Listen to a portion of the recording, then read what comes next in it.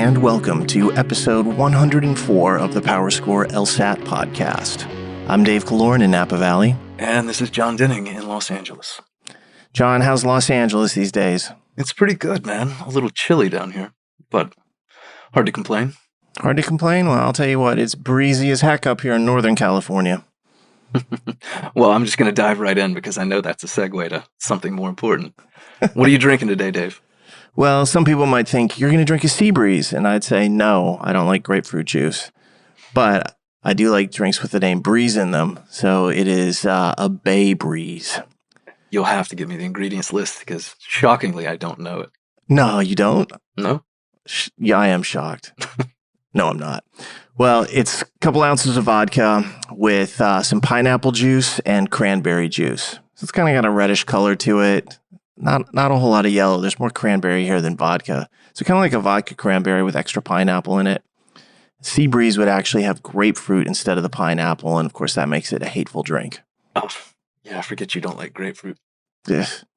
But a nod to the weather in Napa Valley, windy Napa Valley. There's a long story I could tell about grapefruit juice when I got to Paris and was absolutely thirsty to have some kind of like hydration. And I thought, lemonade will be great. This was before I knew that pamplemousse meant grapefruit. And when that hit my lips, I spit it out and I was mad. And I've never forgotten that. And I hate grapefruits in general and specifically. Yeah, you've never forgiven the French to this day. No, I love the French. I just don't like grapefruits. They're the problems, not the French. The French are amazing. What are you drinking, though? Well, speaking of the French, I am drinking champagne. Very nice. Yeah, so I'm in a bit of a celebratory mood. I've had several almost consecutive days of good news from past tutoring students of mine. The latest being a full ride to UVA. I woke up to that news from a student of mine this morning. I had a girl from last year get into Georgetown on Thursday or Friday of last week. So I popped a bottle of Veuve that I had in the fridge. Impressive. And here we are. Yeah. Well, I love getting updates like that. It's been a slow cycle, and so most of the updates I've gotten is like, where is my acceptance? Where is news? But the news of late has been unanimously good, so I'm really excited for them.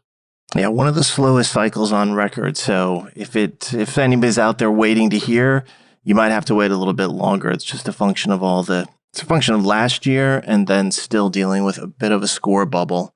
Maybe more than a bit is really what it is when it comes down to it. Yeah.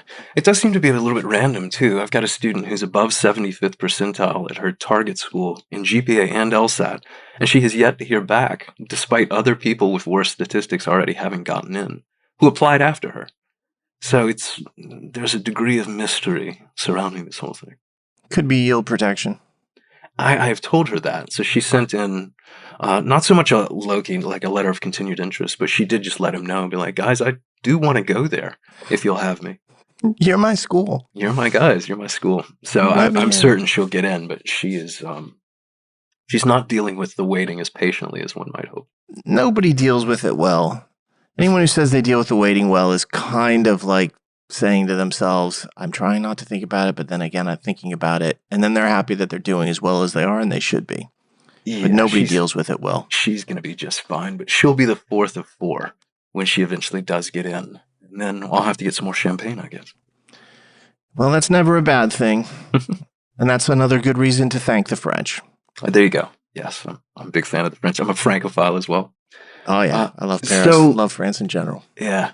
On to the song, but before we do, I suppose we should give some context based on really what this episode is. Yes. Which is, we are going to explain the entire logic game section from the very first LSAT of the modern era, PT1, way back before most listeners were born, June 1991. And as such, in a nod to 1991 in general, we decided that anytime we pick a test from a certain year, we would also pick a song from that year as well. Which has presented some difficulty here in 1991. Imagine living through it. Yeah, 91 was not a great year for my taste in music. I'll put it that way. Or anybody's, but, that's aside.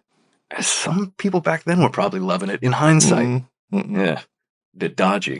But it did give me at least an opportunity to insist on a song that I saw in the 1991 hot charts, Casey Kasem or something, which was from, the legendary Marky Mark and the Funky Bunch. No. Legendary. Hard to even It's an say it. interesting They're term. legendary. Epic. The only song of theirs that I think anyone knows, which is Come On, Feel the Vibrations. I think Good Vibrations was the name of the song, I think.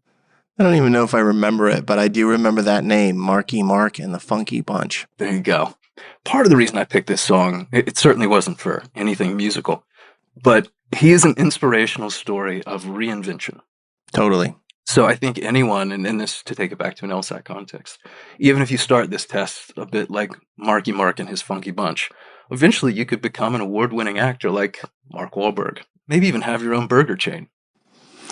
Like Wahlburgers. Yeah. And we're not sponsored by them, although, I mean, if he sponsored any good alcohols, maybe I would take that. Well, but I don't think a lot of people realize his music, our sponsorship opportunities potential dwindling. He would too. I'm not sure people realize that Mark Wahlberg actually started out doing music like this. Mm-hmm. So it might be a revelation to think, all right, this guy, Transformers actor, a bunch of other, big time movies, making millions of dollars, is all of a sudden, wait, this guy was doing this type of music back then? That's he was crazy. A Calvin Klein underwear model. Yes, indeed. Hard to forget seeing that one time. Just the once? Yeah. Liar. It's the last time I wanted to see it. You had a poster. But he's come quite a long way, full circle, really, in the sense of like he began in an almost unrecognizable sense, given what he's become. The Departed and things, where he's actually occasionally a good actor. So he's, to me, always kind of an inspirational story whenever someone feels like, the best they could hope for is cheesy pop or underwear modeling. He was in Italian Job, which I really liked. He was in what? Yeah. Italian Job. He was. Yeah. He's done really, quite a lot. I like that, although I tend to discover that whenever you see him in movies, he's very much the same character. Did you ever see that movie with, I think it was Alyssa Milano, Fear? It's like the first movie. Yeah, that was pretty good. That was like an early role for him. He was very menacing. Yeah. So, again, if there's hope for Marky Mark, there's hope for us all. All right. There'll be some other songs from the 90s and specifically 1991 when we do the other two tests from this year eventually. So we'll get back to this great year, but overall musically it was terrible. I lived through it. I don't remember it fondly. And I'm glad we only have to do 3 of these as opposed to the usual 4 for many of the years afterwards. Well, we'll see what 92 and 93 and all the rest have to offer, because for anyone listening to this, we intend to do every prep test from 1 to 92. Yeah, I think it'll take us some time. It's not going to happen in 2 months, but we will get there slowly but surely. In the meantime, let's talk about the LSAT world and see what's going on there, and then we'll jump into a discussion of this test and literally how to use this podcast. Sure. So, John, what's happening in the LSAT world? Well, the most recent thing that hopefully was good news for folks was that last week, the February LSAT scores came out. They were released on March 3rd. To everyone who took the test, didn't cancel, and had an approved writing sample. If you took that test and haven't done the writing yet, shame on you. But go get it done. They're holding your score and waiting on you. That's exactly right. And on the heels of that comes another LSAT. An LSAT coming up here on Friday, March 11th and Saturday, March 12th. Another 2-day LSAT. Going to be another small one floating around there. And the time signups are open, although they will close here in the next couple of days. That's a test that you are slated to get your scores back on Wednesday, March 30th. That comes in at 9 a.m. Eastern Time. So there's literally another LSAT, which means we'll be doing another LSAT review and discussion. So we'll be collecting information over those 2 days and trying to find out as much as we possibly can about the topics in the sections and so forth. So hopefully there'll be a bunch of good information out there for us to grab and then be able to make some assessments of scaling and so forth. And feel free to send us your test experiences and let us know how it went. Hopefully it goes well. And if you have problems, let us know too so we can report on those. When's the next LSAT after that? Well, we don't get a break quite yet because there's another LSAT next month. It's in April. It's going to run also Friday, Saturday, April 29th and 30th. The registration for that, though, is still about a week away. It's next Wednesday night is when registration closes, March 16th. So if you're debating the April test, you've got a little while to make up your mind. If you're on the fence, though, chances are probably quite good that it's a good idea to take it. Yeah, that's the 4th LSAT in a row to start this year. Then there is a little bit of a break. There's Yes. no LSAT in May, although that April one is right on the line there. Mhm. And then we've got a June LSAT. So the registration for that is late April. That's when that will close. And then the tests on that June LSAT are currently Friday, June 10th and Saturday, June 11th. Although who knows, maybe they add a third day. I could see that happening. Scores for that will come out at the end of June on Thursday, June 30th. And these LSATs, especially if you're thinking like, well, who's taking April? Who's taking June? Sometimes it's people who are preparing for the next cycle and applying this upcoming fall. What you also have is a number of people who are sitting for these tests who are trying to get off wait lists. Yep. So maybe they can improve their score, make a new, better case for their opportunity to get in, or people who are trying to change their financial situation and get a better financial aid offer. Yeah, the student I'm drinking champagne for at the moment took the January test and used that to negotiate her UVA scholarships, which I think came to, I want to say, $25,000 a semester. Jeez. So yeah, that was about $150,000 test potentially that she just took. And that's what the use of the LSAT is score well and lower your debt. And of course, there are still some people who are taking these tests actually as their test to get into certain schools. Mm-hmm. A lot of the T14 is obviously in the book and passed, but there are several schools in the top 25 that accept all the way to the June LSAT, if not later.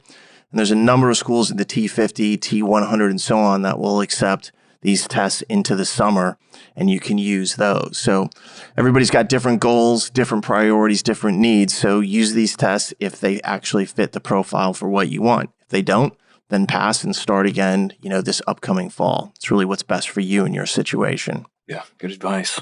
But clearly we're into the low season, as it were.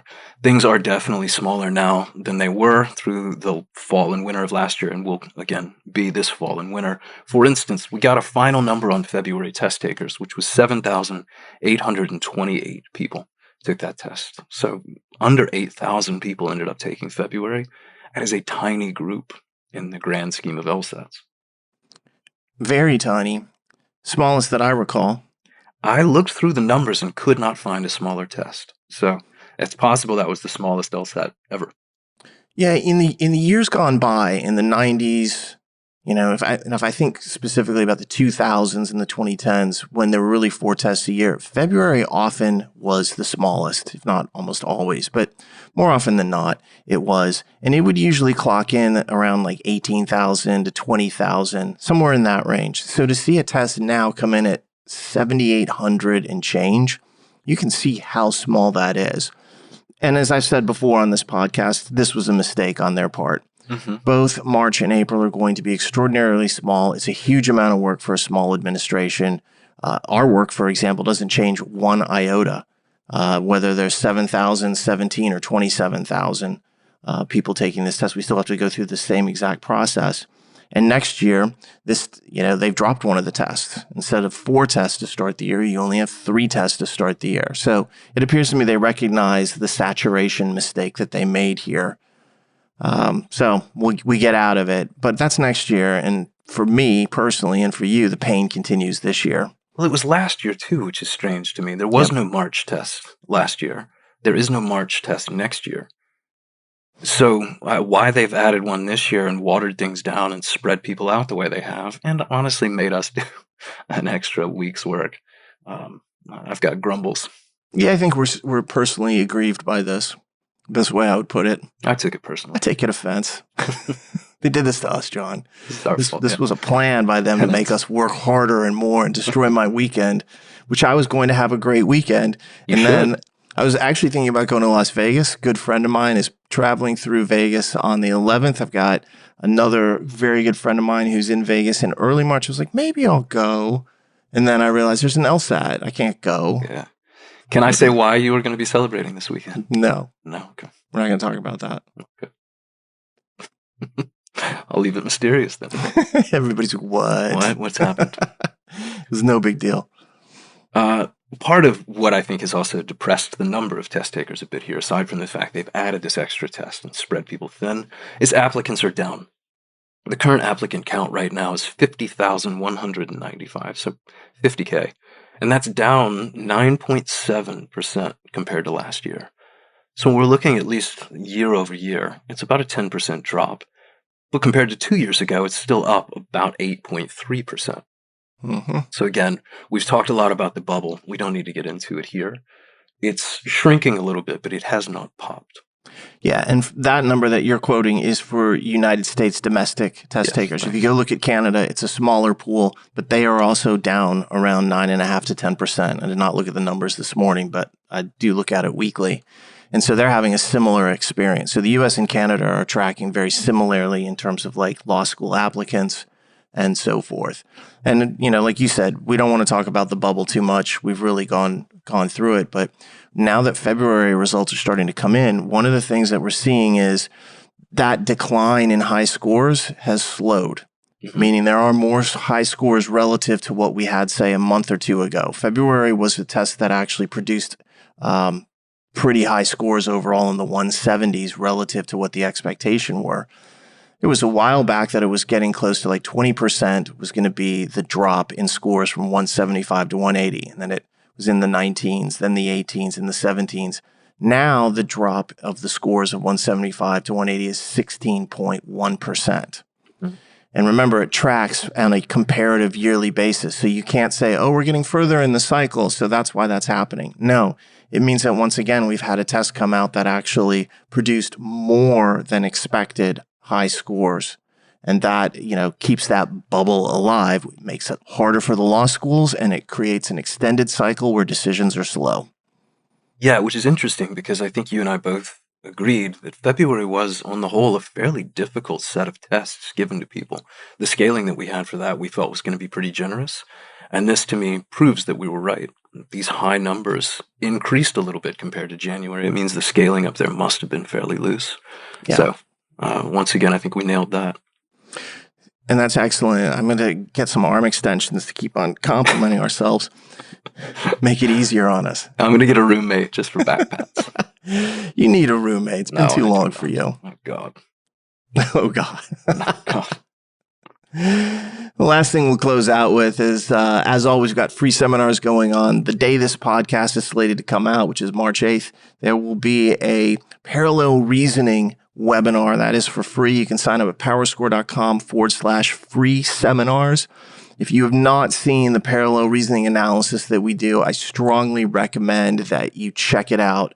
I think it's awesome, and it is a really cool system that we use for parallel that I think turns those questions from generally very high difficulty into far more manageable and doable. You can master that type of question, in my opinion, easier than you can master some other types of questions, like, say, strengthen, for example.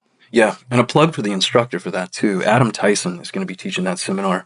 He's one of my favorite instructors in the company. He's one of our most senior, experienced, veteran people. He was the guy, for those who attended the Crystal Ball a couple weeks back with us. He was the guy in the room helping out with that.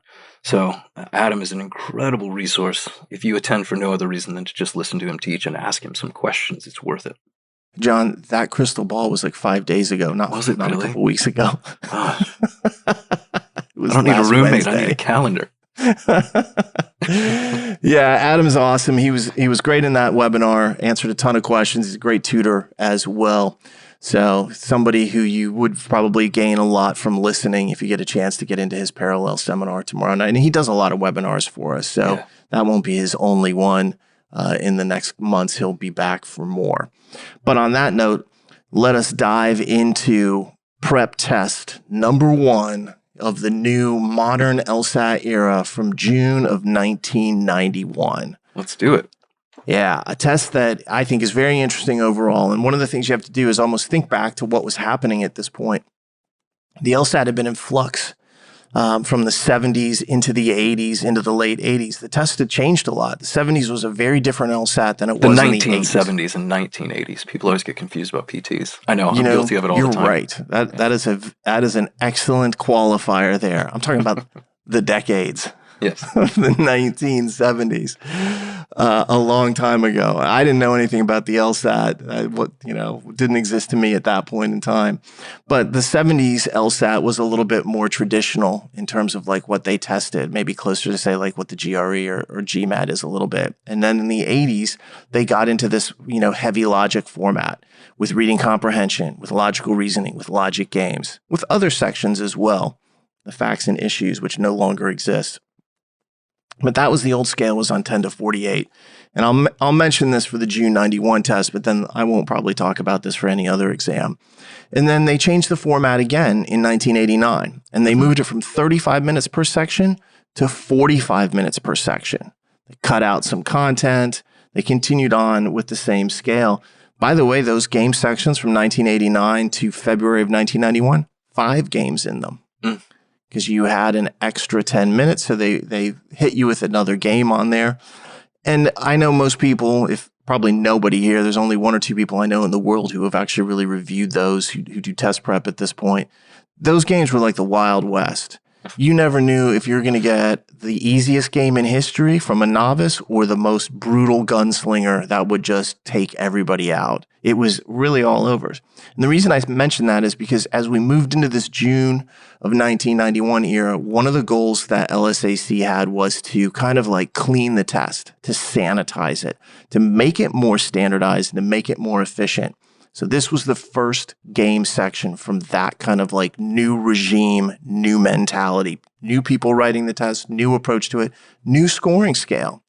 120 to 180 didn't exist before. So this is a landmark test in so many ways.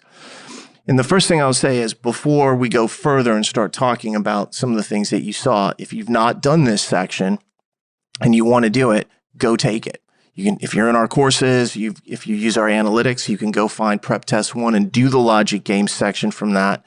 And I strongly recommend doing that beforehand, because then afterwards our conversation about this will make a lot more sense. And you can say to yourself, what did I do from it? But our goal here is to talk not only about the way we would approach the game and solve it, but also the takeaway lessons. Here we are in the PT 90s, not the 1990s that I'm referring to, but we're in the PT 90s at this point. What can I learn from a test like this that helps me with, say, PT 91 or PT 89 or whatever the case may be? We want to pull some broader ideas. And as we'll find, there are more than a few lessons that we can pull from that. Yeah, I mean, 2 things. I think it goes, number 1, without saying, spoiler alerts abound as we have this discussion. If you haven't done these, we're going to ruin them for you. I mean, again, by shining a light and hopefully revealing some insights. But there is no way to go then do the games after we've talked about them and still feel like you're getting a fresh or clean experience. This is going to completely kind of poison that in a good way. We're going to wreck it. Yeah, basically. The second thing, and this is more about just emphasis of what we'll be talking about and where we want to lean a little heavier and less as we move through these.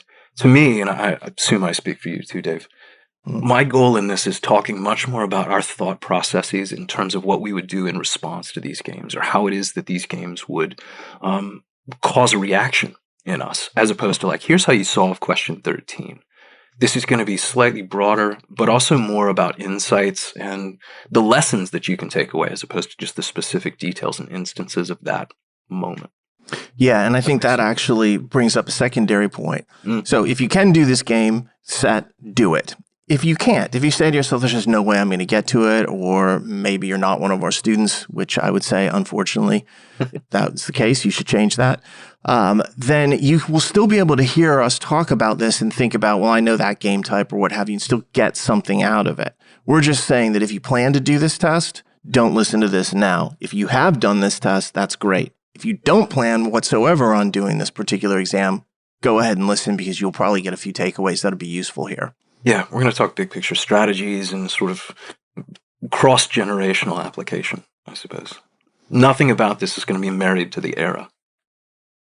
That is exactly right. We want universality, and the local context helps to understand that, even knowing that, their goal was to sanitize the test at this point and maybe reduce the variation in difficulty that we saw throughout the 1980s and, the early 1990s, not the PTs, but the decades. Gives you some context for what you actually see. And of course, they're still working on it. This was one of those things where we saw changes, and we see changes in this test constantly. So let's get into it. Let's talk about this section. And, first off, let's talk about difficulty. How tough is this section of games? Well, as we'll see going through it, and maybe there's some debate out there about this, but my take is that this is actually a pretty easy set of games. I don't want to call it straightforward because, as we're about to see straight away, there was kind of an oddball to begin with. But the section difficulty on the whole, I thought, was relatively light. If I saw a section like this on the test now, I'd say it probably would tighten the curve by one, if anything. Yep, I would have to agree with you. And one of the things that you and I talked about in analyzing this section was, hey, sometimes we talk about game types and we're like, this is the relative difficulty of this game. But inside that game type, we might see a little bit of differences. And we'll talk a little bit more about that as we get into it. But I'd have to agree with you on this. This is certainly not in the, all-time pantheon of difficulty. It was very difficult in 1991 because people weren't really prepared for some of the things that they saw. And this is something I mentioned to you, which was back then, the teaching of inference chains and cascades was not really standardized. A lot of the companies that were kind of like big names at that point are not so much in existence anymore, or really not that big of a name in LSAT prep. And the standardized approach to like really being rigorous was only getting started. Really why I have a job these days is because we were changing the way that you actually teach these things and making it a lot more focused in terms of like connect things, make inferences, make setups. And so a lot of the students back then, it wasn't that they weren't as good as students today. It was that they had never been exposed to difficulty that forced them to get better and better. So it was very difficult from a relative standpoint at that point. And just like today, people are much better trained, in my opinion, in terms of like how to solve games. So the games themselves are harder. They've evolved over time. Yeah, I agree with you. If I take the meaning from that away, the difficulty as we talk about it is going to have to be relative to what people today are both encountering and are typically able to do. The difficulty, if we talked about this back in, say, July of 1991, I imagine it would have been a very different conversation. But if you saw this set of games right now in 2022, I think it would fall pretty low down the scale of difficulty. I think it would too. I think back then, people's reaction was, especially to games 2 and 3, what happened here? This is rough. I really felt challenged. Now they've seen it before. They've actually been moved around and had the number of concepts being tested expanded quite a bit from what the arsenal of the test makers was back then. And so when you get more experience, you get more perspective. And once you have more perspective, you have a greater ability to figure things out. That didn't exist back then. Yeah. In much the same way they probably thought their music was good. And a lot of their We're fashion, a product of the too. times, my man. You see people dressing like it's 1991, and I often think, what were they thinking? Oh, I've still got some hammer pants in a closet somewhere. I mean. Can't touch those, John. Let's hope not. So let's start it off. Game number 1. This was a game about trade representatives, but more specifically, more interestingly, it was 6 trade representatives sitting around a circular table with 6 seats. So if you're wondering if the modern era of the LSAT was going to start standard, nope. Right out of the gate, first game, circular. Yeah, they signaled their intention right from minute 1. You open it up and it's a circular game. And obviously back then, circular games had a little bit more frequency than what we've seen recently, but they're never fun for most people, especially because they ended up doing a lot of linearity and grouping back then, just as they do now. So the first thing is you have to realize, all right, that's a circular game with 6 spaces. I've got my 6 variables, so that's pretty standard. It's nice and balanced there. The kind of like wrinkle that they threw into this game that threw some people off was that they numbered the chairs around the table. They numbered them from 1 through 6. And so what a lot of people did was they made some kind of circle and then they put the numbers 1 through 6 around that. And at that point, they committed themselves to this kind of like seat number situation. When really, as we find out by looking at the game, those seat numbers only are referenced a single time. They're not referenced in the rules at all. They come up in the first question, which is a list question. That's it. The seat numbers are like a red herring here. They're attracting you, and they drew some people in, but they're really never used. And even in the list question, they're irrelevant. Mm-hmm. You really only have to kind of like figure out how the circle works in order to figure this out. But I'm getting ahead of myself with the discussion of the first question. But I wanted to point out that one of the things that trapped people was they wrote down those numbers and then they didn't know what to do with the variables. And it felt like there were so many options.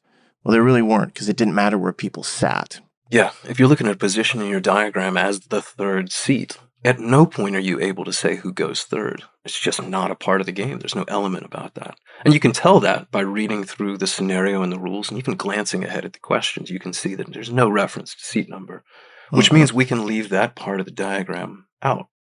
Yeah. So then we just make an asterisk. We make the kind of like 3 lines in a spoke. It looks like an asterisk. And all of a sudden we've got our 6, and any rules about opposition are naturally taken care of.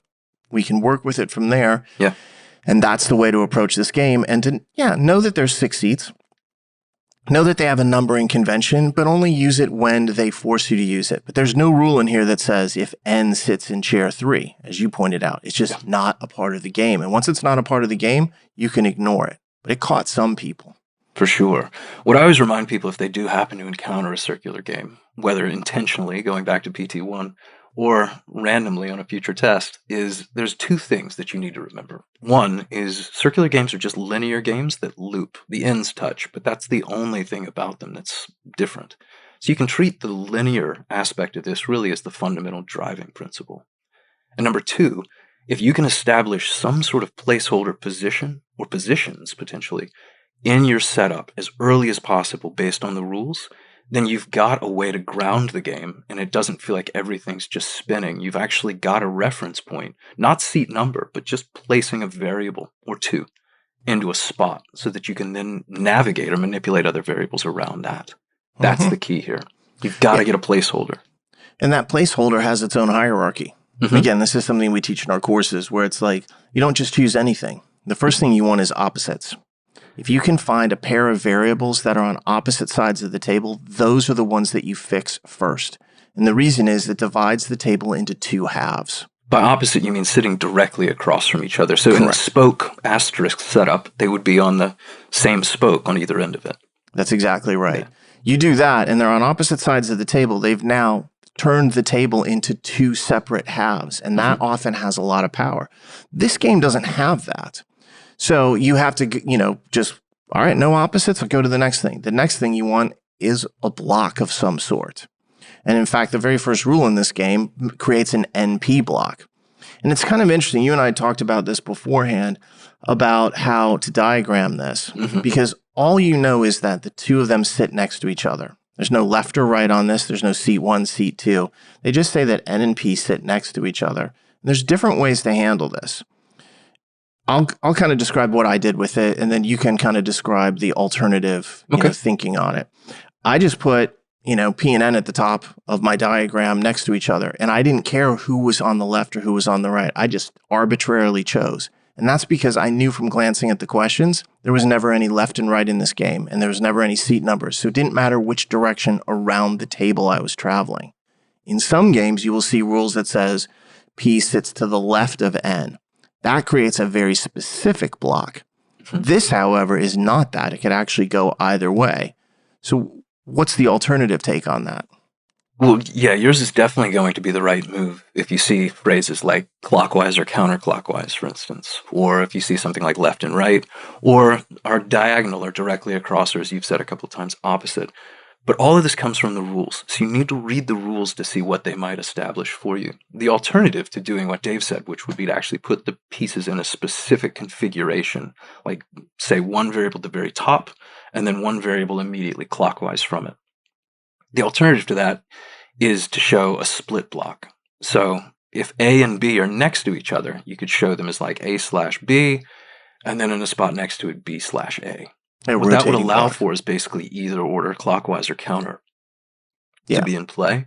Here, though, again, we're going to go with yours because I think yours is clear and it works. Yeah, and some people even said, well, I might make 2 diagrams where I've got PN, NP, and that, 1 diagram of each. And what they quickly found was, okay, I don't need to do that. It doesn't make a bit of difference. So what you have there is a rotating block where it doesn't matter which one is to the left or the right of the other. So in this case, I just chose. I was like, I'm going to do it this way. And that was that. I am those some people, by the way, who did 2 quick sketches, one in one order and another in the opposite order. And then I abandoned it about 2 questions in. I realized it didn't matter. And there's nothing wrong with that. That's the kind of exploration, which is like, all right, it just didn't happen that way, but I recognized it and moved on. And it didn't cost you hardly any time, like 10, 15 seconds, maybe. Tops. I was still furious, but it wasn't but about 15 seconds. But so you go through the rest of the rules on this. You start off with that block. Then they give you kind of a unusual block where one of the variables, L, has to sit next to one or another of the variables. Could be both. So L could be wrapped by those variables. But at the very least, L's always next to one of these 2 people. I always thought of L as a part of a couple. And L had to sit next to, one of their 2 best friends. Maybe it's a throuple. I don't know. But they had to sit next to one of the 2 and maybe both of them. So if you were setting up a dinner party, L was always in lock with one of those 2 people. Well, there you go. Or like a kid who has to sit next to one or the other or both of her parents. That's so much nicer than the way I said it. All you have to do is look behind you. It's not how I think. Okay. So yes, that is so PG. I love it. But that is the case. Yeah, that's the child who must be with mom or dad or both or whatever the arrangement might actually be. Chaperone. Yeah. Then you have essentially a not block where 2 of the variables, K and M, can't go next to each other. Those are really powerful because in a circular game, what they will often try to do is to force those 2 together at the end, causing a problem. So usually about halfway through these questions, you discover, oh, I've got to remember that rule. It's always one of those ones that usually doesn't track at first. You got to get a few variables in place, then it comes into track. But you think about the analysis that we're making of these rules, I'm thinking about their relative power every time I'm reading a rule. I'm like, that rule I can rely on very early, such as P and N being together. This K and M who can't be together, I'm like, that's going to be a strong rule, but it's probably not the strong rule early in each of my questions. It's probably coming in later. That kind of hierarchical analysis allows you to say, where am I going to focus my energy as I'm doing this? It's one of my favorite ways to actually encourage people to go back and review games. That to me is a top consideration after you've done a game and go back through it again. How did the rules rank in terms of their impact, in terms of their control? Because not all rules are created equally. No. And that's a great way to think about it, is like that post-analysis. When you're reviewing it, be like, I didn't value that rule as much as I should have. Why? Or I overvalued this rule. Why did I do that? And sometimes you get it perfectly right. And you're like, did I get it right for the right reasons? And in other cases, people are like, I didn't put it all together. Yeah. That's how you learn. Post-game calibration sort of thing is hugely critical so that you can do essentially what you and I do and then have it happen for you in real time with accuracy. Yeah, I'm not saying that I feel like a computer when I'm doing this, because I don't, but I feel like, ooh, I like that rule. There's an affinity. I think of these rules in a very personal way, like they are people to me. And I'm like, I like that rule. I like that person. I don't feel good about that. And sometimes I'm flat out like, I don't really feel great about that rule at all. I'm not even sure how it's going to play out. And that the last rule might actually fall into that category a little bit. What's going on with the last rule here? Well, it's definitely the strangest of the bunch in that it introduces what turns into like a conditional set of not blocks where this one variable, I'll just say it O, is controlled in terms of who it can't be sandwiched between, ultimately. That in either order, there is a configuration where if O is between 2 other variables, it's a problem. So you have to be on the lookout for that. I'm trying not to give too many specifics away. We want people to be able to recreate these games from our descriptions of them. No, and that would be a problem. We're going to make sure that isn't the case. That would be a copyright issue. Yeah. But it's a conditional rule that actually turns into a not block. A pair of them.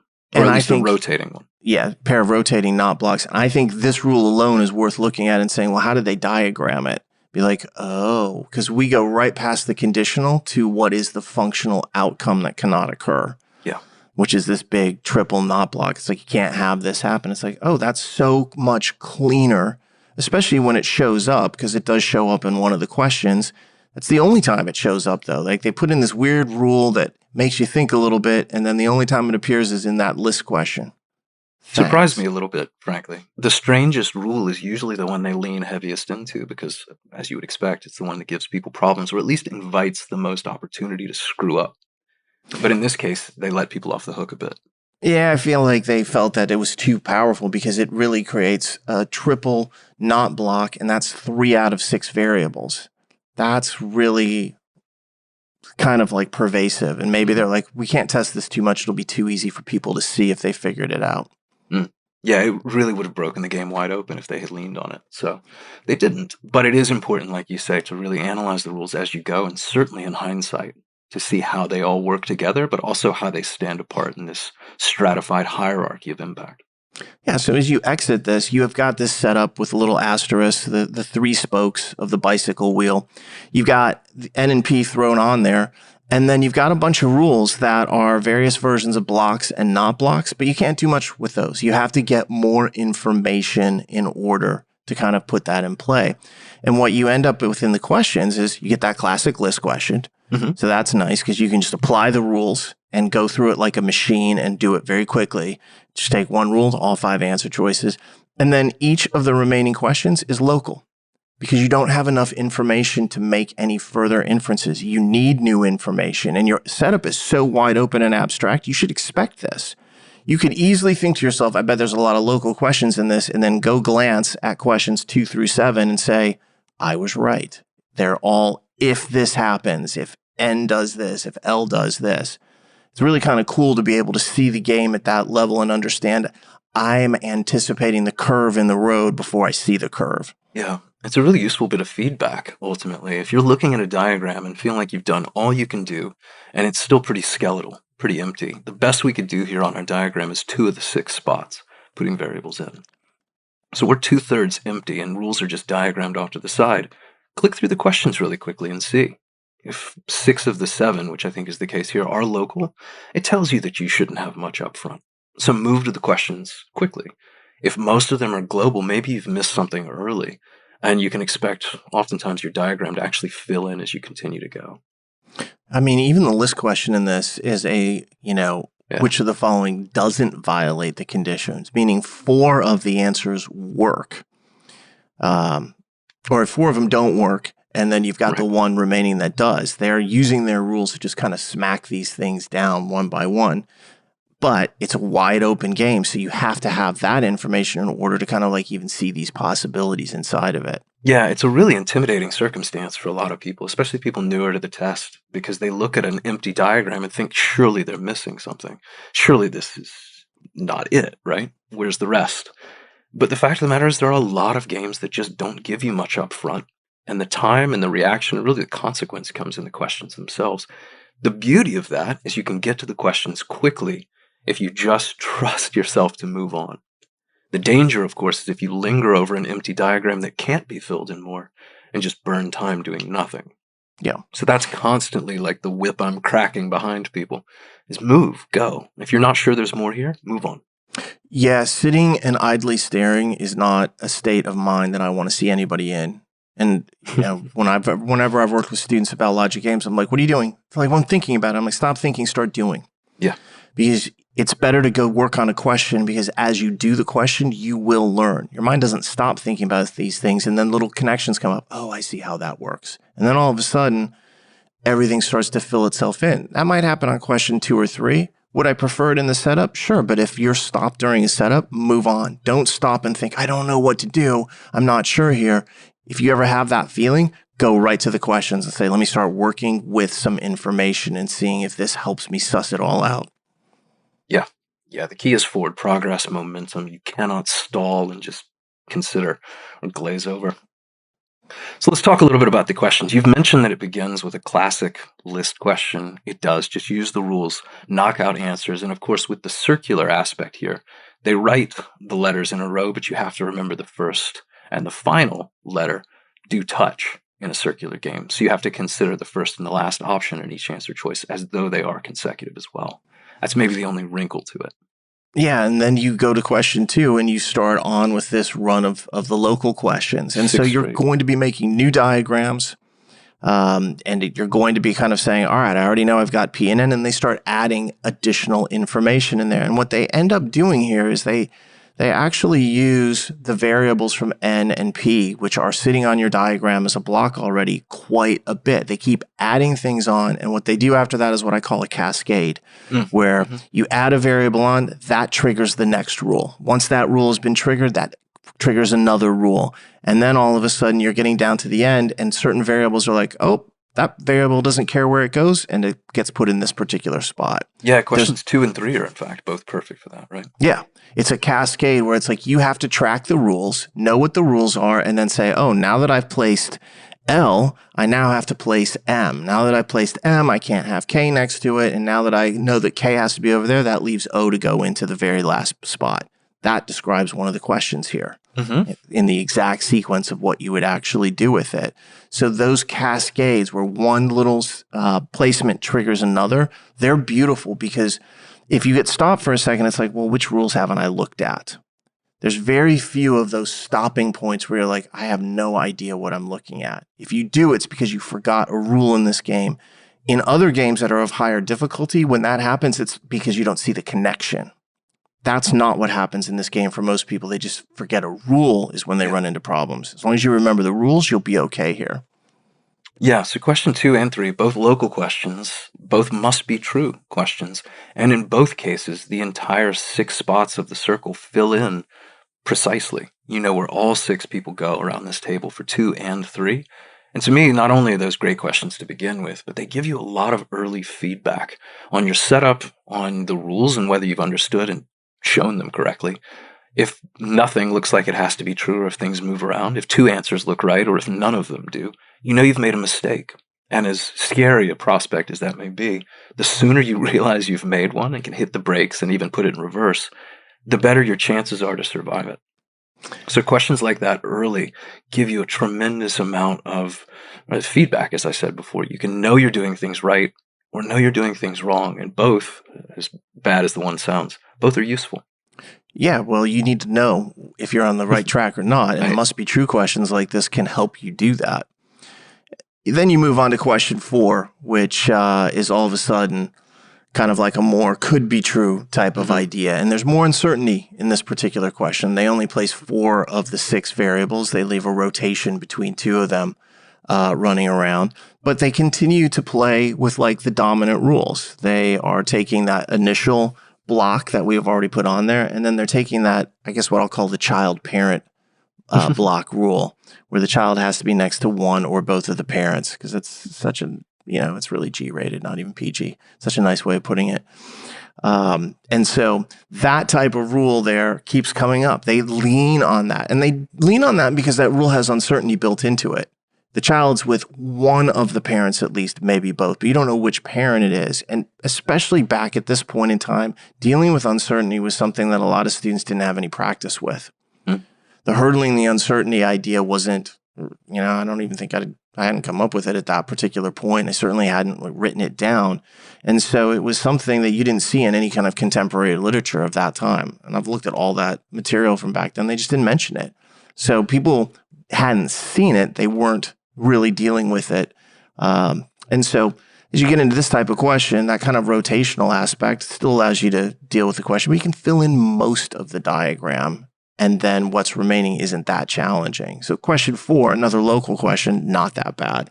Yeah, and you're starting to get a feel at this point too, as you allude to what rule it is that's really controlling the game. And I'll say that L is the variable that we would call the child here, who needs this one or the other or both type of chaperone or parent situation. L's dragging people along with it. L really demands a lot, to extend the child metaphor. L really is needy here. And so focusing on where L goes and what it requires has controlled things thus far and continues to, ultimately. It's going to be the most powerful aspect of this game. Then we get to question 5, and I'm going to make a comment here. It may be controversial to you, Dave. I think if I saw this question going through this game, I'd probably skip it. I'd probably save question 5 to the end. Understandably. If you were going to attack it, though, what would you do?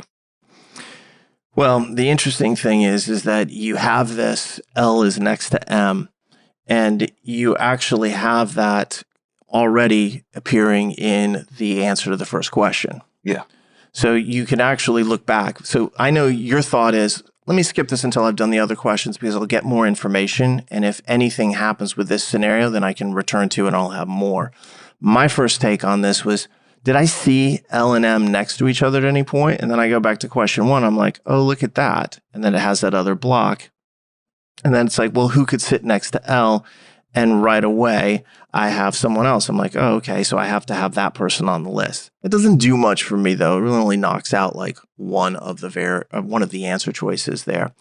Yeah. In this case, when I did this, I knew I had 2 blocks, L and M and P and N. And so I just kind of worked my way through this question at that point. Yeah, I'll elaborate on why I would be hesitant to dive all in. Your instinct here is mine as well, which is, can I use the work that I've already done to help myself out? Specifically, this is one of those complete and accurate list questions. They want to know everyone who could have a certain characteristic or trait. And to me, past work is the best way to do it. The problem with doing this when I see it at number 5 is I know there are still 2 questions to go. Yeah. So if I'm leaning on prior work, I want to do as much of that work prior to doing this question. So I would take this question and just throw it down at the end and be like, let me look at 6 and 7 first. Then I'll have all the work possible that I can bring to bear on this one question, even though it's a little earlier at the moment. Yeah, and 6 kind of applies, but it's not great because there's a rotation with M that's floating around. But at the same time, that is especially when you don't have a whole lot of information, that's the same strategy I'll use. I'll look back, what do I have? It doesn't answer it. This was such a specific kind of scenario with the way that they were sitting together. I was like, there's only 2 more questions. I don't know if there's going to be a whole lot more with it. There's no wrong answer there. Obviously, it's a matter of we can solve the question.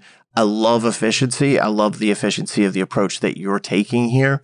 But also, we've got 2 blocks of 2 at that point. Now I'm in pretty good control, and I'm thinking, well, the other 2, they don't have that many operational results, as to what they could be. So I have to look at that really quick. I felt like if this was an 8 variable game, I would definitely have moved on at that point. 6 variables, I'm like, I can juggle this mentally and actually see. And as it turns out, everybody can sit next to the person anyway. So it was completely wide open. Yeah, it was. I'm just a lazy man, Dave. So if I ever have to do work twice, I'm annoyed by it. Understand. Yeah. I understand that 100%. Question 6, moving on, does help with question 5, potentially. What question 6 does is it really just splits the 6 people into 2 groups. You have one that's replaced, and then within the other group of 3, you have 2 that can't touch, 2 that can't go next to each other. They need a buffer. And that buffer going in between the 2 that can't touch is what ultimately is the key to question 6, recognizing that it then sits directly across from someone else. That's the answer. It's got to split the 2 variables that hate each other. Make sure that they're protected from each other. And so that then forces this. It's also an interesting question because it's the first must-be-false LSAT question in the modern era of logic games. So you're right. I didn't even pick up on that. Look at you. Yeah, here they are trying to throw in a new wrinkle, which is, think about the false aspect. And obviously everybody, I think, who has worked with any of our materials knows that we don't think in terms of false. We just immediately turn it into true. Must be false is the same as cannot be true. We're off to the races. So I don't even see false anymore. I'm just like, what does it mean in true? Yeah, there you go. For my money, and I think also statistically, which we'll talk more about, question 7, the final question, is probably the hardest one here. Yeah. Specifically, what it builds is 2 blocks, one from the rules and another locally from question 7. And you have to think then about the third pair of variables that it would create. So really you get 3 pairs. One from the rules, one from this question, and then the leftover 2. And you have to think about what those extra 2 are going to do. But again, this is a cannot be true, kind of like the last question is must be false, same principle. So you're looking for an answer choice that causes a problem or creates a violation. I don't want to get too much more specific because I'll have to start naming variables. Yeah, this is one of those classics where the rule about the 2 not blocks comes, or the 2 variables that are in a not block relationship, that's where the issue rolls in, is that the answer choice that turns out to be correct is the one that would force a violation there and cause K and M to actually be next to each other when you know that they can't be. The same pair that were problematic in the prior question. Yeah.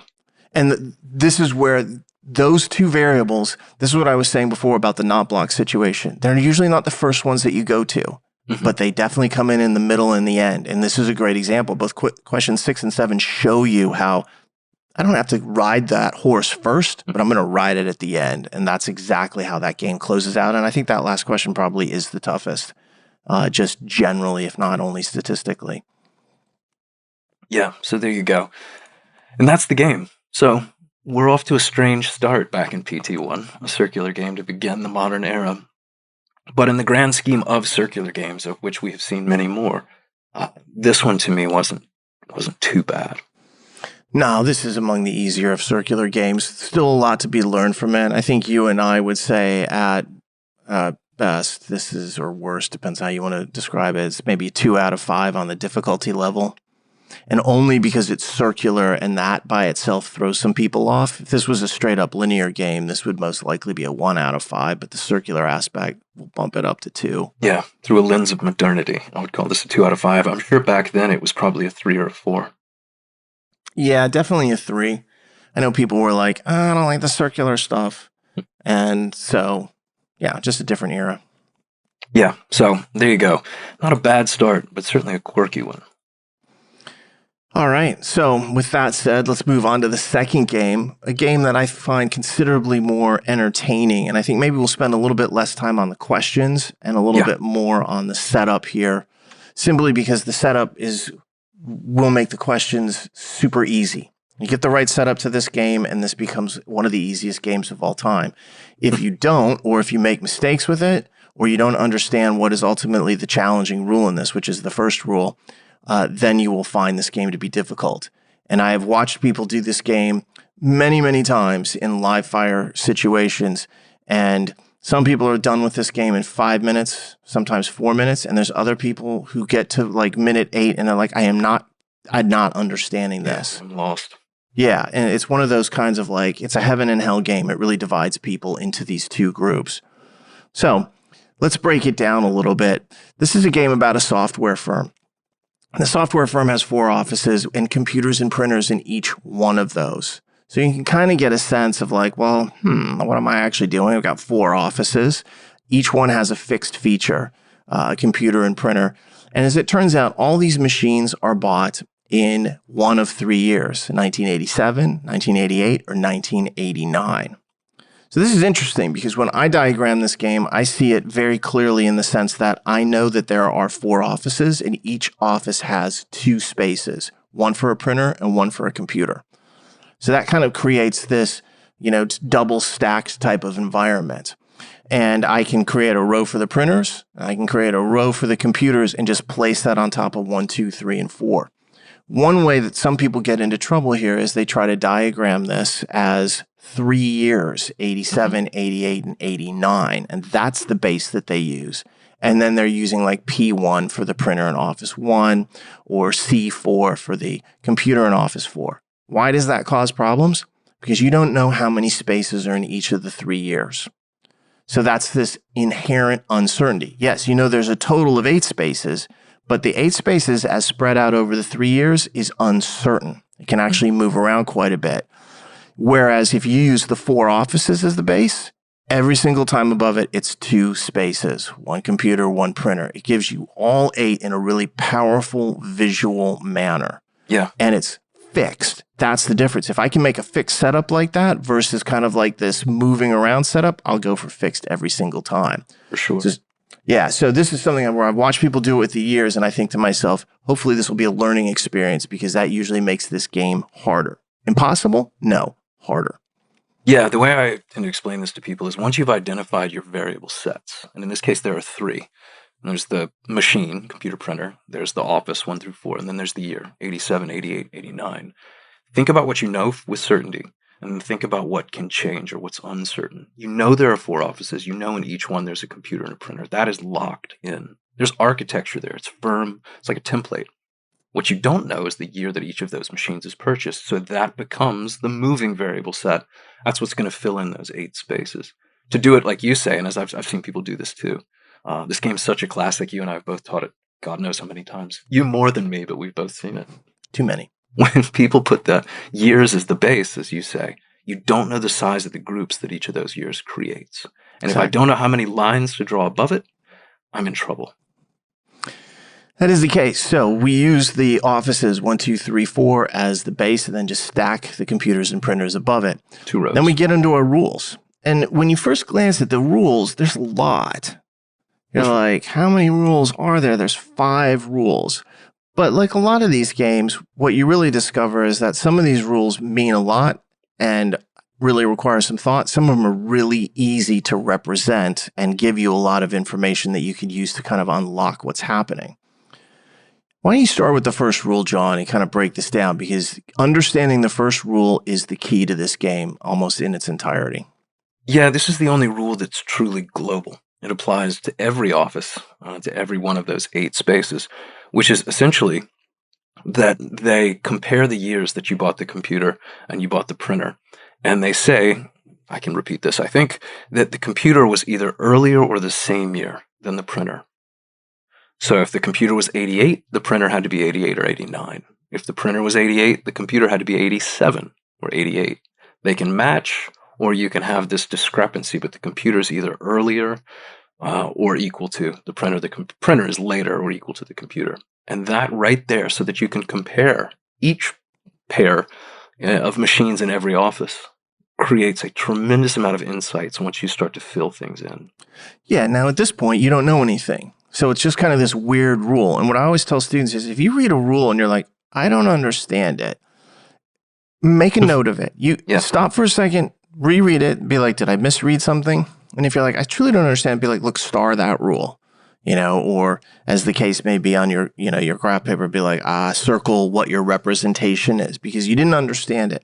This is the type of rule that when you go through the remainder of the rules and you get to the very end, then you're like, okay, maybe I can actually see what's the functional outcome of this. It's not an easy rule to diagram, but what happens next is really interesting. So they throw you that rule about the years. And then they immediately start talking about computers and printers in different offices as having the same or different years. And this is where the game, to me, really comes alive because there are choices that you can make here with how you set this game up that have a big impact. It's also why I always tell people, read the whole thing first. A lot of people don't do that. They've already diagrammed out their spaces, and then they get to the second rule, which is going to tell you that between Office 1 and 2, the printer in 1 and the computer in 2 have the same year. And then they're like, oh, I don't have any space for that. But the best way to show this rule is instead of writing off to the side and saying something like P1 equals C2, is to instead internally diagram it. Put it right inside your diagram. Maybe that's an equal sign. For me, it's a double arrow. That has the following effect. Whenever I look at that relationship, I automatically like, those two have got to be the same. If I find one of those, now I know the other one, and it creates this blocking pair between those two. Then they give you the same type of relationship between a computer in 3 and the printer in 4. Those two are the same. I'm like, right onto my diagram, big double arrow, big equal sign, whatever works for you. And then the rule after that says the computer in Office 2 and 3 are in different years. So that's a not equal or a double not arrow in my particular case. But now when I look at this, I can see that there's this flow through 1, 2, 3, and 4 in certain printers and computers where it's like they'll either be the same or different. And you begin to realize there's a lot of connections in this. Then you think to yourself, well, there's also limitations on like the year of the computer and the printer because of the relationship in the first rule. You're like, this game doesn't have as many solutions as I thought. And then they give you the real kind of like coup de grace at the end and make your life a lot easier because they tell you the year of the computer in Office 1 and the year of the printer in Office 3, and they specify it. So you can lock those guys right in there. And once you do that, that has a triggering effect and you get a complete cascade that doesn't, in the case, fix all the other variables, but it limits them to just 2 options. So they tell you 2 of the 8 spaces, and then the other 6 spaces can only be one of 2 possibilities. Yeah. Fills itself all in. It gets limited quickly. We call what Dave was describing before with equal signs or double arrows, double not arrows, we call it internal diagramming. And for a lot of people, it's almost a surprise. It's a revelation of sorts. People are so used to looking at their setup and the spaces that are there and thinking, what can I put into the space? what goes as the computer in Office 3 or what goes as the printer in 4. But the fact of the matter is you can also show relationships between the empty spaces as well. And that's what the internal diagramming does. And it's so powerful because it consolidates everything into a single visual. So you can look at your diagram and know not only where pieces go, but how they relate to each other. I love when this happens. I wish it happened more, frankly. It's one of my favorite features on the test. It's actually beautiful in that it fills the whole diagram in, so you can tell automatically someone's in control. And the way it works is this. For example, you know that the printer in Office 3 is from 1988. Computer's got to be the same year or earlier. So it's 7 or 8. Mm-hmm. All right. Well, now if I know that the computer in 3 is 7 or 8, that tells me that the printer in 4 is 7 or 8. Well, that's going to limit the computer in 4 to 7 or 8. And so that's the cascading effect where you're like, oh, look at that. And that happens with Offices 1 and 2 as well.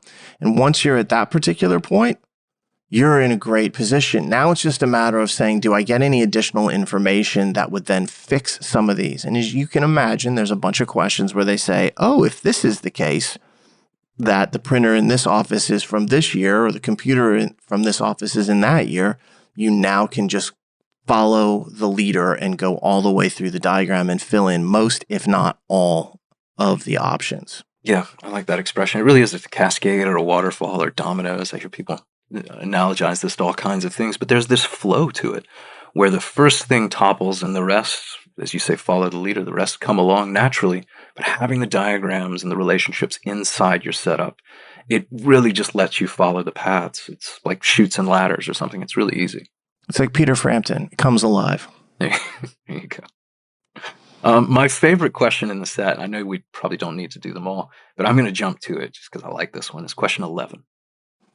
The reason I like this question so much is I believe it's the only one, I think it's certainly the first one, where one bit of information fills in all 8 spaces. Yep. Everything fills in with question 11. As soon as you know the local situation they give you there, the other 7 spots are done. 2 of them were already given to you, but the other 5 are done.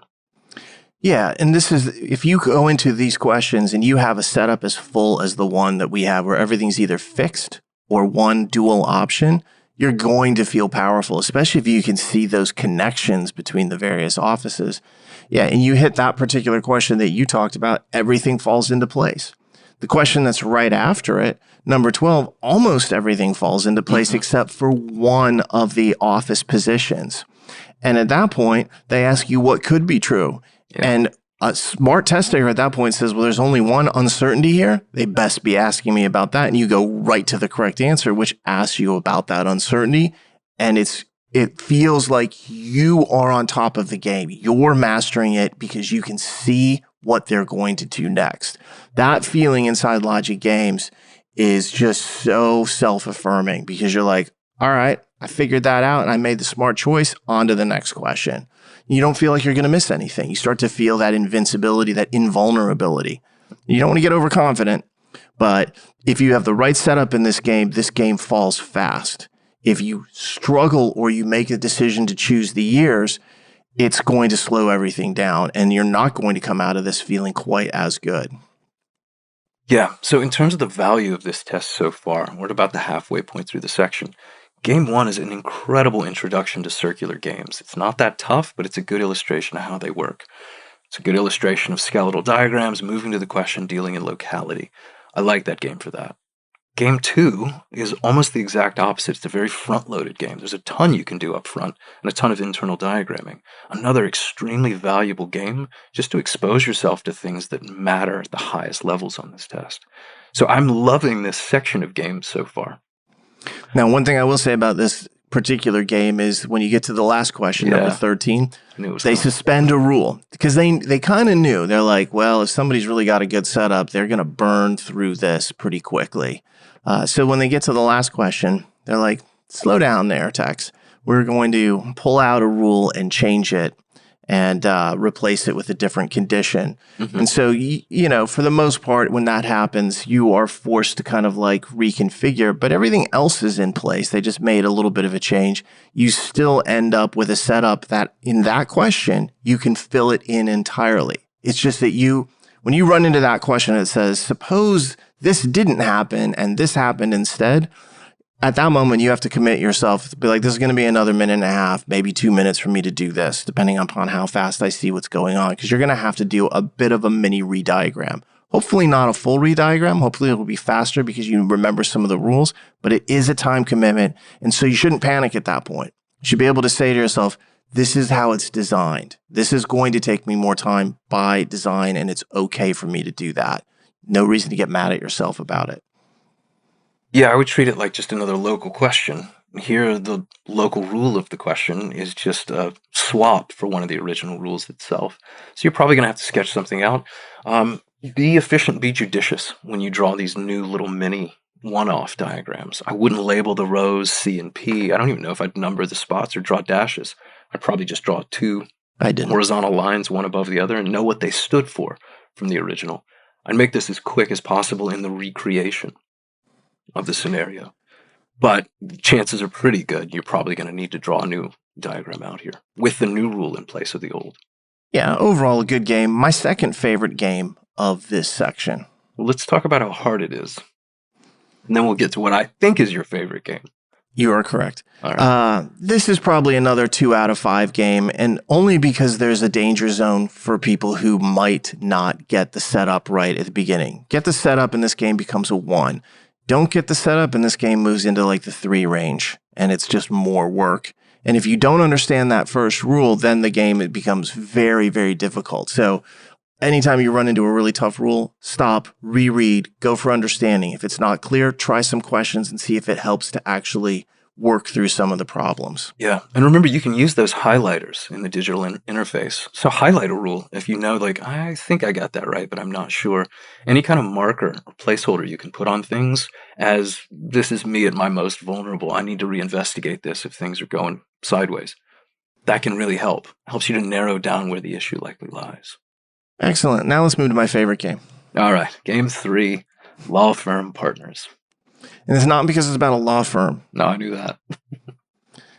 So this is a cool game to me because there are, again, decisions you can make. I think it's got one of the best setups of any sequencing game in LSAT history of all the ones that I've seen, which is everyone from 82 to the present. So how does it start out? Well, there's a law firm and there's 8 partners. So they named them out. And they are joining in the years 1961 through 1968, so 1 a year. So right away, you get this nice linear concept. 8 partners, 8 years, looks good. And so you draw that out for the most part. Typically, for a lot of people, they only use that again maybe 1 or 2 more times. But regardless, they do come back to the years with some frequency. So they draw out that linear setup. And what I mean is you don't end up using the linear setup quite so much. And this will kind of go back to things like not laws and so forth. You mean like an 8-position base, basically? Yeah. 1 through 8, 61 to 68. You need that base with not laws and that sort of thing. Yeah, you don't end up doing not laws, but almost everybody draws out 61 through 68. It says, all right, there it is. It comes up in some of the questions because the years do, but you don't end up using this in the traditional way because of what you see with the sequence. That's what my point is there. Another good example of why reading through the scenario and the rules before you start diagramming can be helpful. My instinct from the scenario would be, of course, to just draw 1 through 8 spaces. We're going to do some linear stuff. But once you read the rules and see that all they do is relate the variables to each other, it's pure sequencing. And you really don't need, you can use it, but you don't need that base in the traditional 1 through 8 position type of outline. Yeah, the reason it helps as a marker is just because they do refer to the years quite a bit. But a lot of times people see a linear setup and they think to themselves, all right, I'm going to be having blocks, I'm going to be having not laws and so forth. That doesn't really happen here. So mostly what happens is when people have drawn out the 61 through 68, it's just a skeleton. They may, in say some of the questions, like the 4th question in this particular game, end up using it and placing some of the variables. But even then, it's not really the main feature. It's still the sequence which controls this. So after you have these 8 partners in these 8 years, what you then get is you get 6 rules.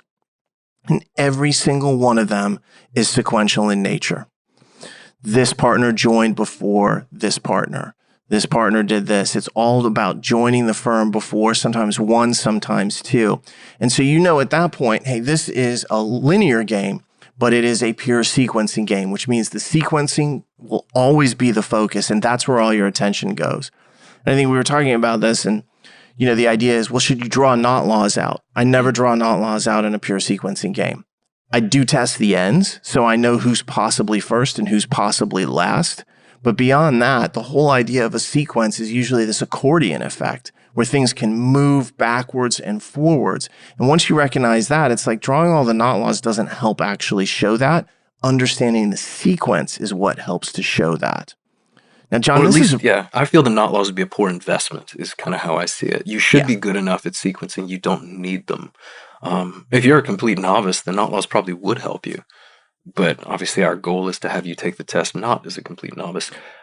You mentioned one thing though, Dave, and I think this might be the value of the base for people who chose to show it, is it would help you maybe to better marry people to the beginning and the end, the first year and the last year, and really see the restrictions as they apply at the extremes, and assigning years to those options in first and last. I could see benefit to that, but you should be able to do it from the sequential diagram itself. I think you should. Point. Yeah. You just know that sequential diagram is being placed over these 8 years.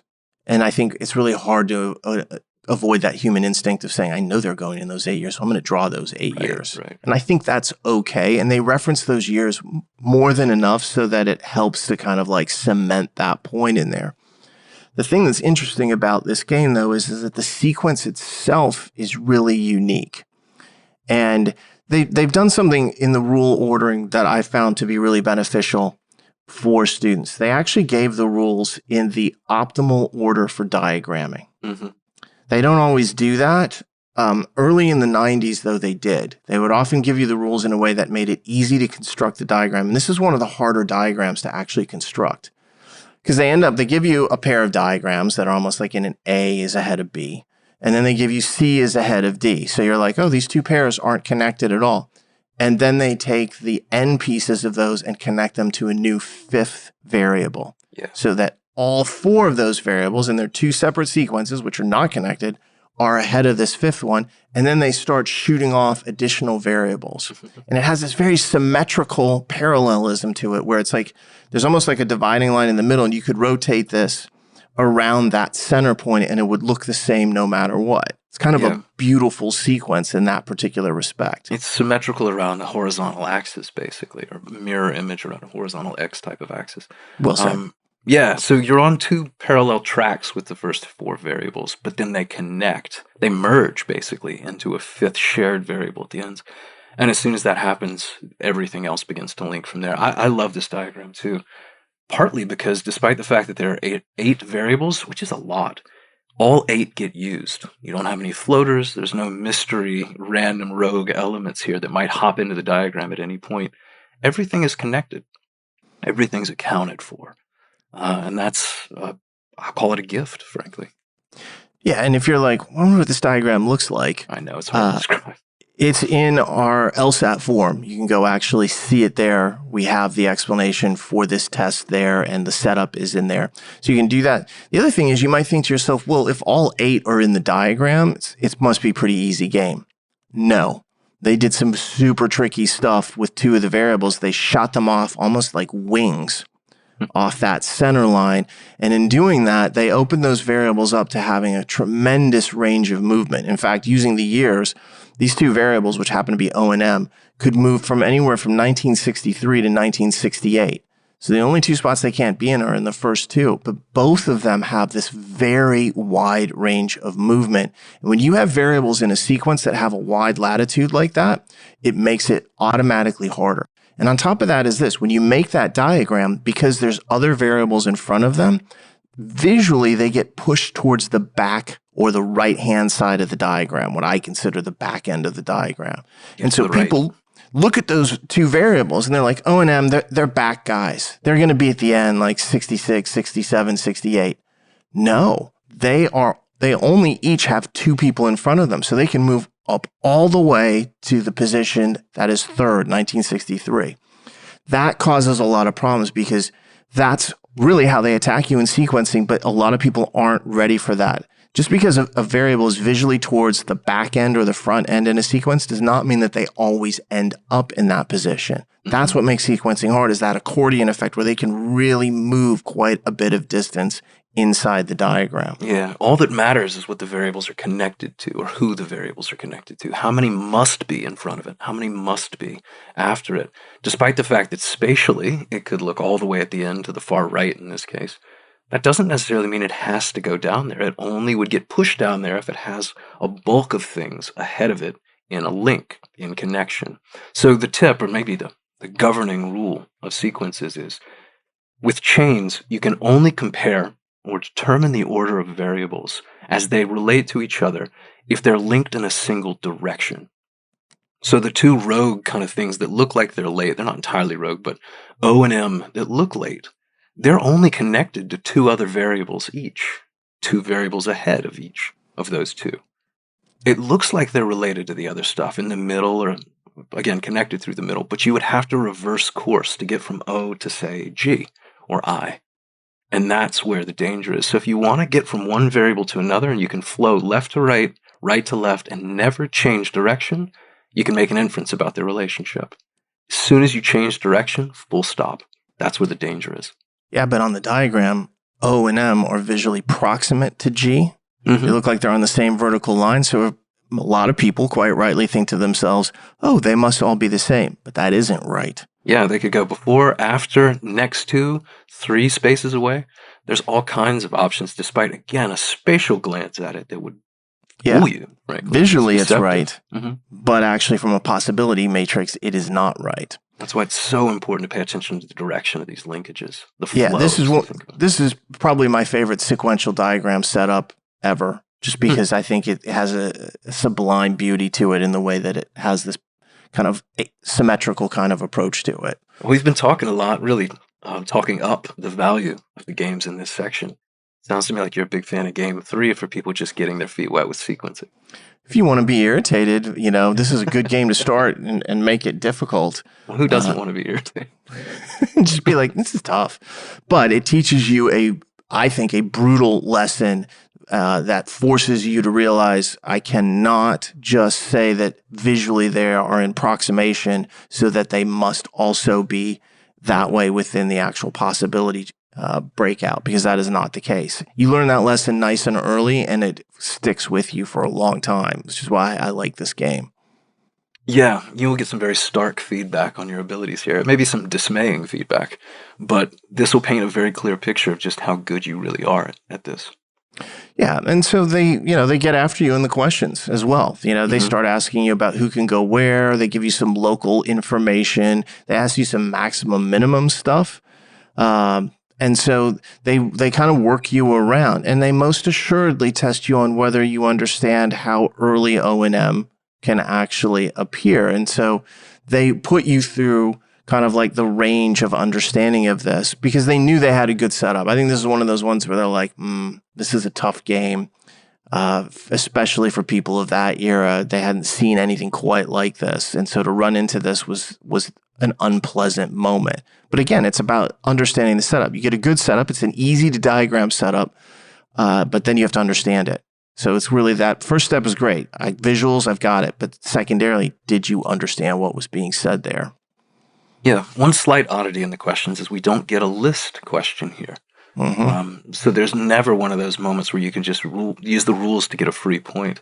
Instead, they launch right in at question 14. It's a pretty simple cannot be true question.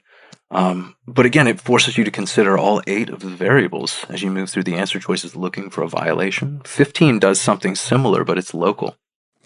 It's funny because games 2, 3, and 4 in this test do not have list questions. Game 1 does. The very first question on the section has it, but thereafter they kind of really moved away from it. Yeah, they did. Which they've moved certainly back to, if you think that we're saying that as some prediction for the future. List questions are more or less a guarantee. Not every time, but you're probably going to see at least 3 on your test these days. I think that's true, and list questions are your friends, so seek them out and do them. I feel like in terms of the questions here, once you have the setup, you get a lot of mileage from doing these questions because that shows you what the range of possibilities are. But they throw a couple cannot be true questions. The first one's a global cannot be true, really just asking you what's possible. And I think the very first question could have been made harder. They could have really kind of smacked people right out of the gate with like, is this possible? Is this not possible? Mm-hmm. But they didn't really go crazy with that. They kind of like left it a little bit. And then the second question is local, but again, cannot be true. And so they kind of fool around a little bit with like what's possible there. And they do get a little bit more into kind of like understanding the range of possibility there. Then you get a max min question. 16. Yeah, so that's going to take a little bit of work there to think because you have to look at, what must actually happen. In this case, they asked for the latest year of one of these variables. And when that occurs, you got to stuff everybody else in front or to the left of this particular variable or minimize the number of people that have to be behind that variable. That's how I would approach it. If they want to know the latest it can go, think about the minimum that have to go after it because each of those spots is occupied to its right. In this case, it's about J and how many things have to come after J. Yeah, and if you start looking at your diagram, you'll realize pretty quickly there's always a minimum of 3 behind it. But a lot of times when people miss this question, they put that extra floater variable that's on the other side of the diagram, which in this case is O. They throw O in there, and they miss this by choosing 64 instead of 1965. Yep. But this is a good learning lesson to be like, they got me with that. I always like teaching this game to people because I would say, however well you do is not the point. What you learn from this game is the point. So if you've gotten all the questions and you completely understood it, great. The lessons that you need to learn are just to confirm that you were right. For everybody else who missed questions, now we've got some learning to do, and that's going to benefit us the next time out. I could see this being a potentially humbling game, too, for fairly savvy test takers, people who come in a little bit, chest puffed about how good they are at sequencing and linearity. This is a game that might slow them down a bit or might call into question just how confident they should be. This is the best option on this particular test. There are games coming in the next year or two that are much more humbling. I think, there's a few that we know over the first several years of this test where I think a lot of people today who are like, I'm really good at games. I'm like, no problem. Here's a game that might give you some fits. And sometimes have you met Hannah? Hannah's one of them. Yeah. Dogs maybe less so, which is the fourth game on that test. Ribbons? The Islands game from December 92, which I'm very much looking forward to doing. We will get to, but that's the kind of game which is such an oddball that I think if it were to show up on today's test, would wreak widespread havoc and destruction. Very few people are ready for that. In any event, you get to the kind of like, you get some more local stuff after that max min, where they give you some more that are in there, and it's just really a matter of working with the sequence. And then they throw another local question at the end, although they do, interestingly enough, change the language. They say, assume that this person joined the law firm before this other person. And when they say that, that works just like if. It means take it for granted, take it as the case, if this were the case. So it's just another local question, and that's really the way most of this plays out. You've got, beside that max min and that global question, you got 3 local questions. So they give you a lot of extra information because they want to place things and see whether or not you can figure it out from there, and that happens in sequencing quite a bit. Yeah, one of the good news bits for me, at least in looking back over the work that I did on this game recently in preparation of having to try to recall it for this, I hadn't seen this in a while, was that I only had to sketch one new local diagram despite there being several local questions. 18 is the only one where I actually picked up a pencil and wrote anything new down. And that has nothing to do with me. I think just the nature of being able to count, ultimately. Question 15, they place a couple of variables. They talk about what happens if you put a variable in the 4th position. All you really have to do is just count and see that one can't happen. 17, again, it sets up a local situation, but it's really just asking how many people it would force into place by that. You can simply look at it and see who would be locked in by comparing. Question 18 is the only one where a new diagram might be necessary, in my opinion. Yeah, I would agree with you on that. All right. This is getting long in the tooth, so let's move to the last game. I have one final question about game 3. Oh, God. Well, it's not. It's an easy question. How hard would you say this is? Oh, that's a good point. How hard is it? I mean, I suppose if I was running this over 2 or 3, It's hard to say. I think probably this is like a 3 because of the weird setup. But if someone was like, no, it's a 2, I could understand it. I think it's one of those, again, heaven and hell. There are a bunch of people who are like, I got this setup and it was easy. And then there's a bunch more who are like, that setup did not make sense and I struggled throughout this. Those games are hard to rate because I'm like, well, if you get the setup, it's really a 1. If you don't get the setup, then of course it's immediately a 3, 4, or 5, depending on how many questions you miss. So Yeah. I'll go with 2 here, but I guess I'll go with 3. I'm going to go with 3 with some context. Number 1, I think it's the hardest game on this test. Yeah. So if we're calling 1 and 2 2s, I think this game probably becomes a 3 just by relative comparison. Secondly, in the scheme of sequencing games, I think this is a 3 or a 4. If we're only looking at it within the category of game type that it belongs to, this is harder than the vast majority of pure sequencing games, in my estimation. I'm not saying you're wrong. I just think that games 1, 2, and 4 are closer to 1 than 3 in terms of the difficulty. And so that tempers this line here. But I know plenty of people who went down in flames on this game. So at the same time, there's a decent argument to me for 3. But I wouldn't, if somebody was like, no way, that was easy, I'd be like, right, because you got the setup. It's hard to give an answer for every person out there when everybody has such a subjective experience with each individual game. It's about how they respond to it. In any event, fair. Yeah. Let's move to game 4. Here we go. Home stretch, Dave. Finally. Game 4, railway tickets. I'll just run us through very briefly the scenario here because it's a pretty straightforward with a couple of twists and turns. So in this case, we have 3 subway lines. They just call them 1, 2, and 3, and 2 months for each of those lines, January and February, where a ticket is assigned, a colored ticket. At this point, though, that's the scenario. They don't tell you anything about the nature of the tickets. All they give you is 3 subway lines and 2 months for each. So you can start to see the structure of this, but it's not until the first rule that we see the colored tickets get introduced. And there's 4 colors in these tickets: green, purple, red, and yellow. So it's a little bit like some of the things that we have talked about previously, in a way, where you've got this structure. It's a little like game 2 in that sense. The base in this case is going to be 1, 2, 3, and we have that repeated variable set of months to give us the 2 rows, to give us the structure. 3 lines as a base, January and February, 2 rows above each of those lines. And then what's uncertain, what's moving around, are the 4 colors for those 6 spots. Which is early because it's just, now we get to the first rule and we're like, these are the 4 colors. It's the remaining of the rules that really start to reduce the number of possible solutions and make this game, I think, easier than it could have been. Yeah, thank goodness. Because if they just left it open like that, I mean, the crapshoot.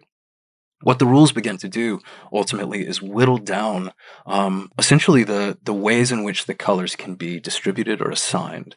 And so before I even got into those final rules, in my head, as soon as I saw this discrepancy of numbers, 4 colors, 3 spots on each row, but 6 total positions, I'd be asking some crucial questions that you should ask yourself, which are, do we have to use all 4? Can I leave colors out entirely? Or can the colors repeat, say, on a row? Can I use red twice for January or green twice for February? Can I use colors, the same color, for a line?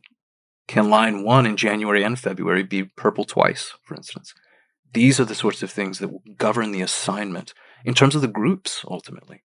What do these 2 rows and these 3 lines look like in terms of the groups, in ways in which the colors can and can't overlap or duplicate? That's hugely important to think about.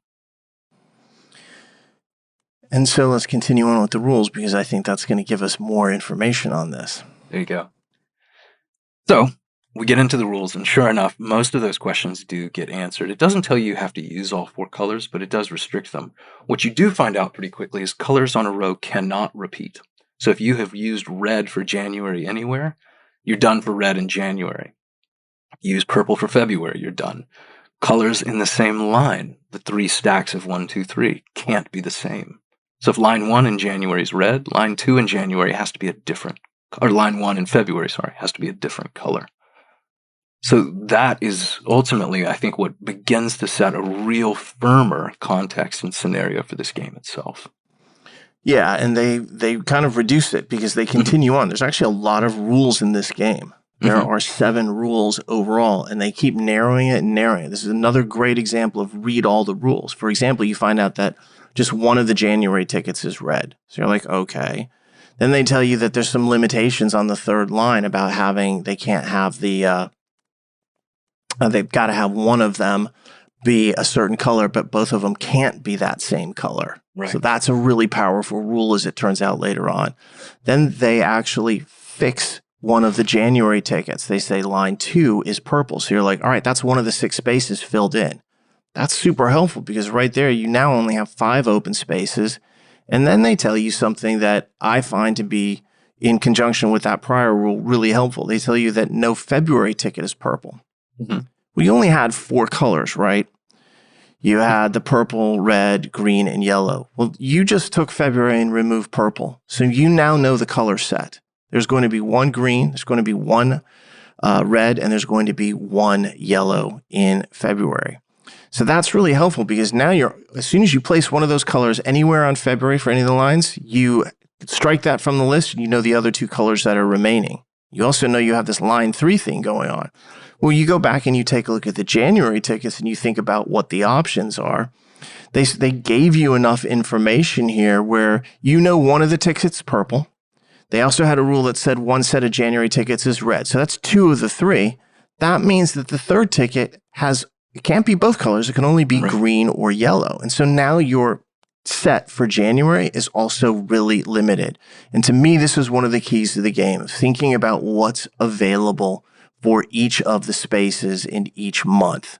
When you do that, then it becomes a checklist game where you're like, oh, if I put this here, that's off the list. The only thing that can go there is this next one. And that's that cascade function once again happening. Yeah, I'll go one step further and say that this is one of the most important ideas in grouping, period, which is you have to consider the composition of the group before you ever start thinking about the placement of the variables. Think about who's available to you before you start thinking about where they go. Yeah. And this is a game that has a kind of like an advanced linear appearance with a 1, 2, and 3, but there's a ton of grouping going on underneath all of this. And that's what you mean is like, well, you have these 2 months, January and February. We now know almost entirely, except for one uncertainty, what the colors are. And that uncertainty is a dual option.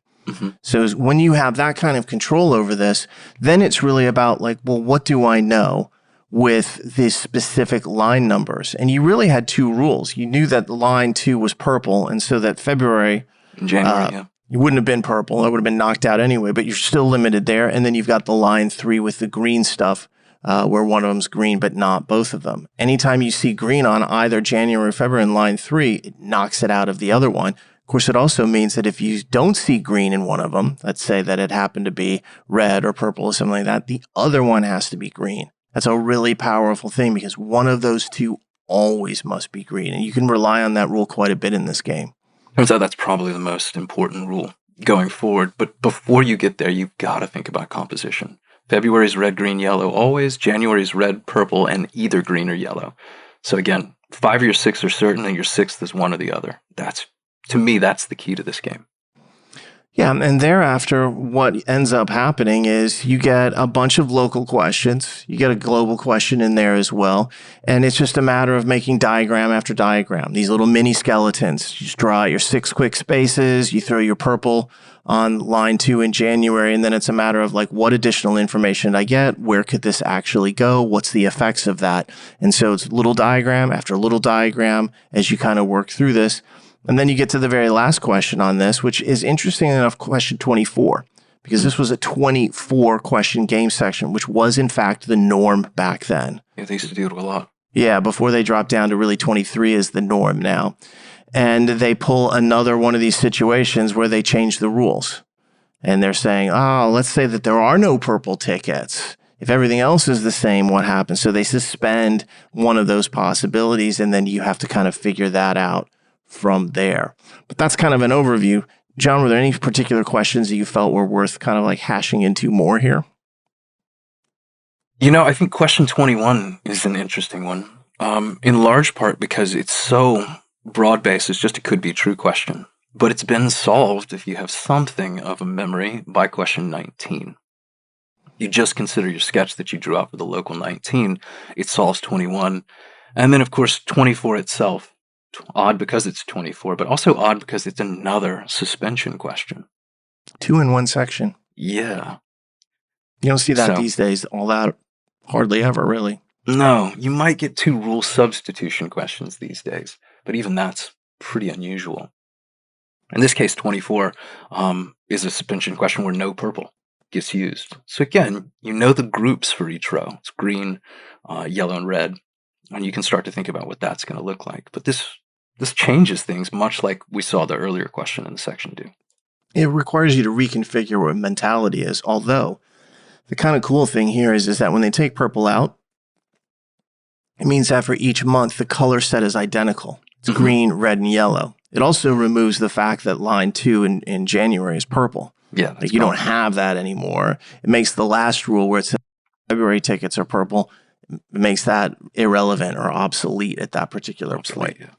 So it's you just have to reconsider what's going on. But what happens with that last question, number 24, is that you end up with a setup, so to speak, that has no information in it. You can't fix anything. So you have to figure what are the possible rules that are floating around out there about the various kind of like, line 3 and things like that. So yeah, 24 is a could be true question. It's going to give you 4 answers that violate rules.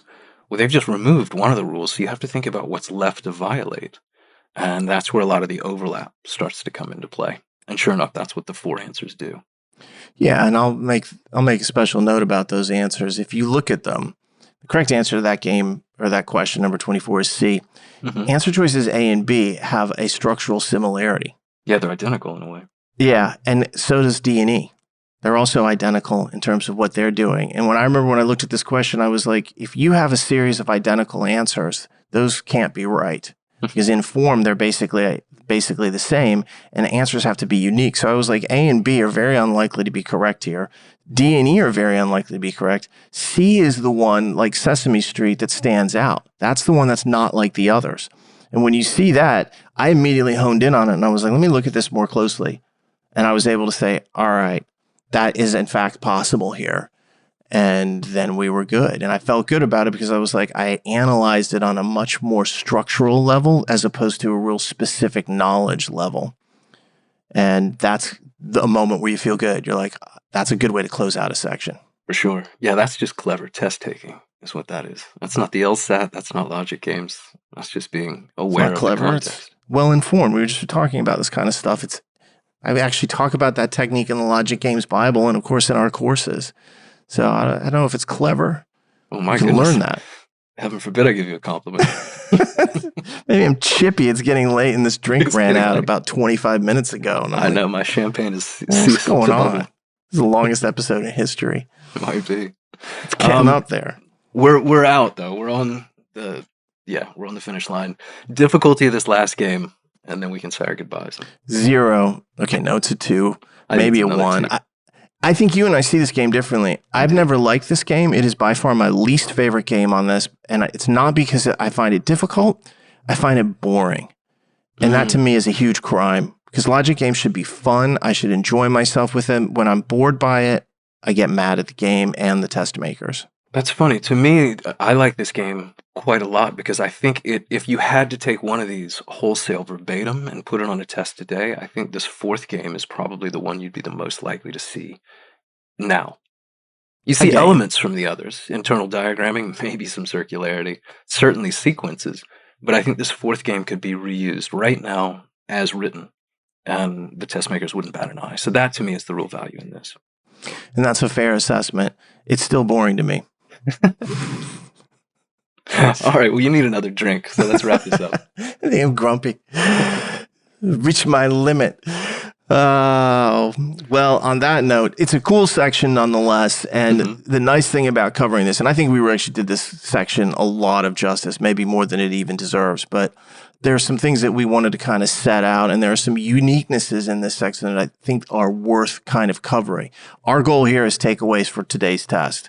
Understanding this test in the context of June 1991 isn't that helpful.